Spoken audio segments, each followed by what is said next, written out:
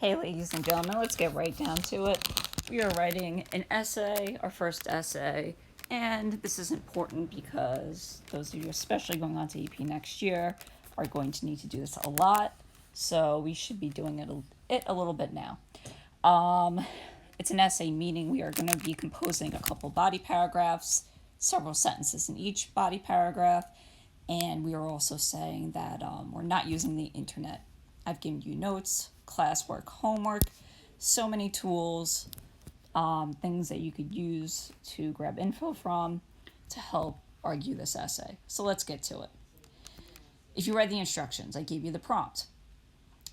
So if you notice, I gave you limiting words. So that time period I gave, we know we're talking about both the early, late Middle Ages and specifically Western Europe. So England, France, Germany, or back then what was called like the Holy Roman Empire, Spain.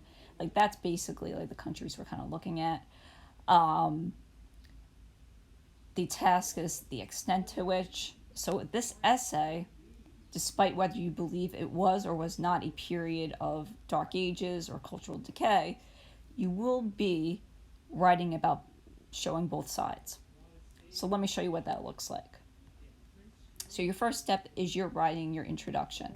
Your intro is made up of two things. It's made up of your setting your historical context or the background, painting the picture, and your thesis. We're looking at 4 to 5 sentences total in our introduction. Should definitely not be less, shouldn't be too much more.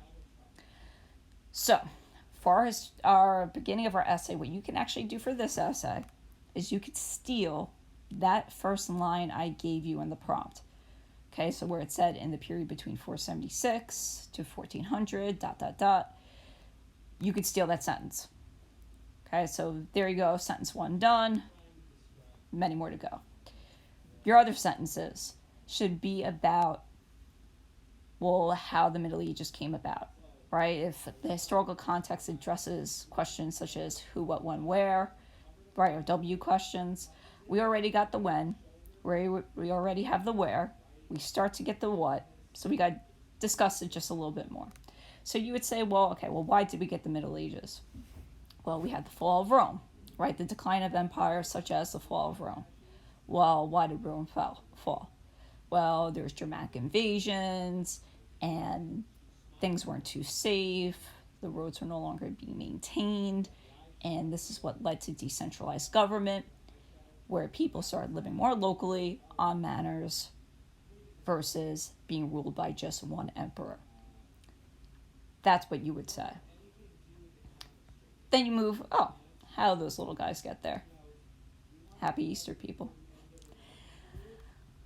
Then, step 2, you need to write your thesis. Your thesis should be detailed. If you have a strong thesis, it's going to make writing your essay so much easier because your body paragraphs are coming out of your thesis. All right, they're branching out or stemming out of your thesis. The formula I think you should use for every LEQ essay is, although X happened, so did Y and Z. Well, what does that mean? X is your counter argument or the thing you don't believe in.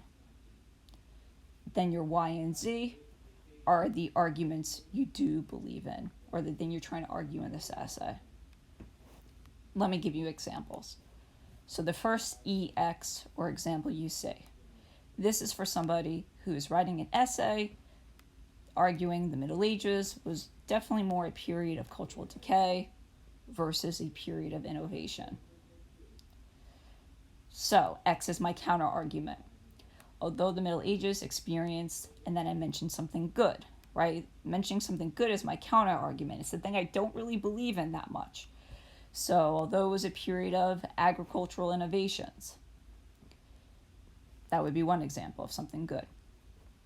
Then we would mention the two bad things, or the things that we really do believe the Middle Ages was.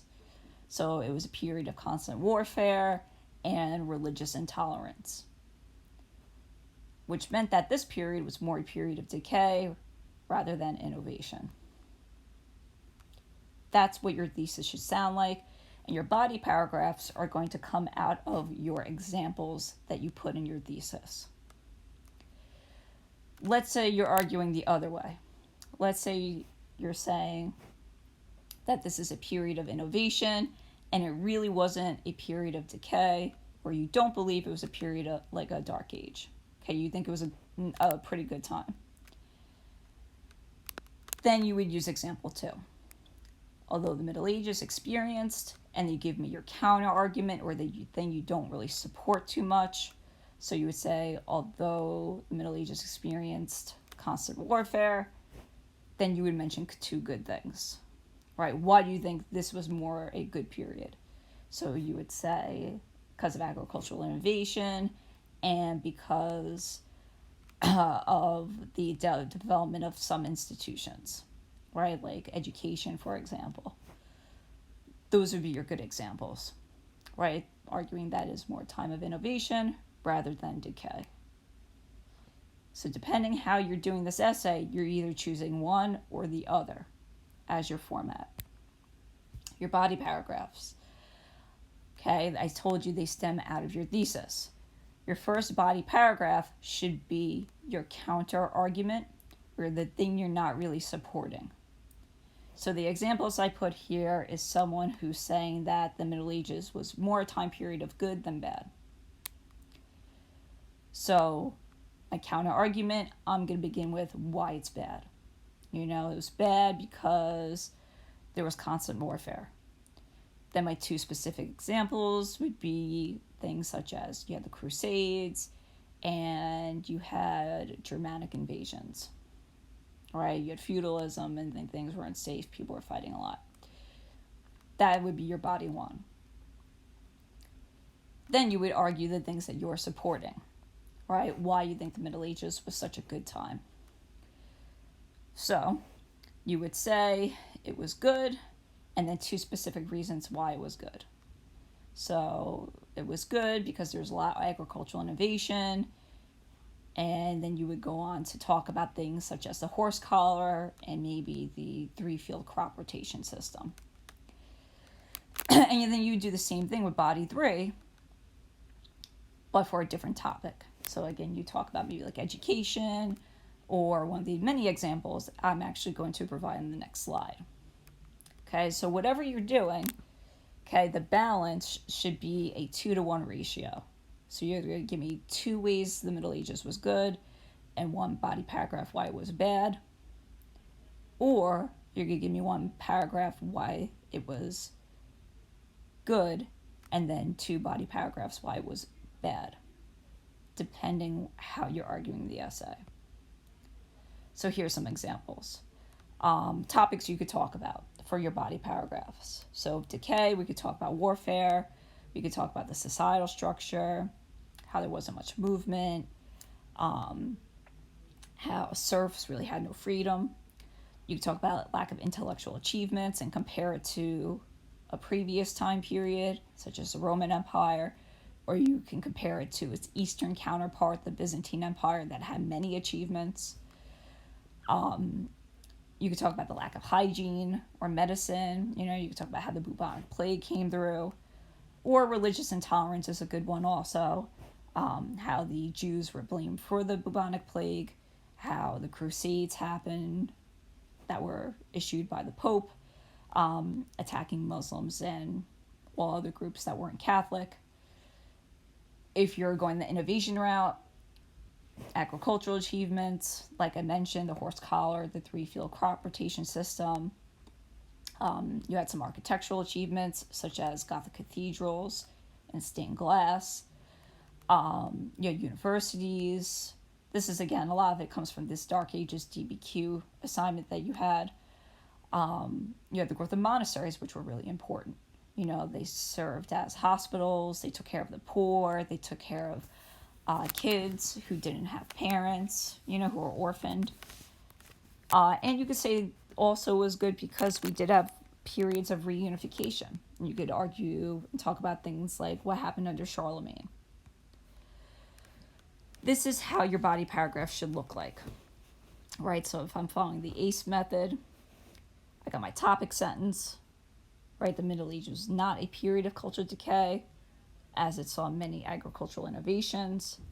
And then I would give my examples. So, for example, the horse collar did blah, blah, blah, and tell me why it was good. And then you give me another innovation, tell me why it was good. And that's it. Then you got a body paragraph done. Okay? So 3 total. Lastly, a conclusion.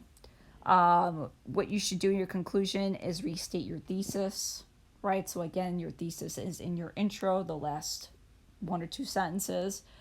You summarize the main points that you made in your body paragraphs in the essay, and then you talk about the significance of the Middle Ages, what it meant for society, politics, for religion.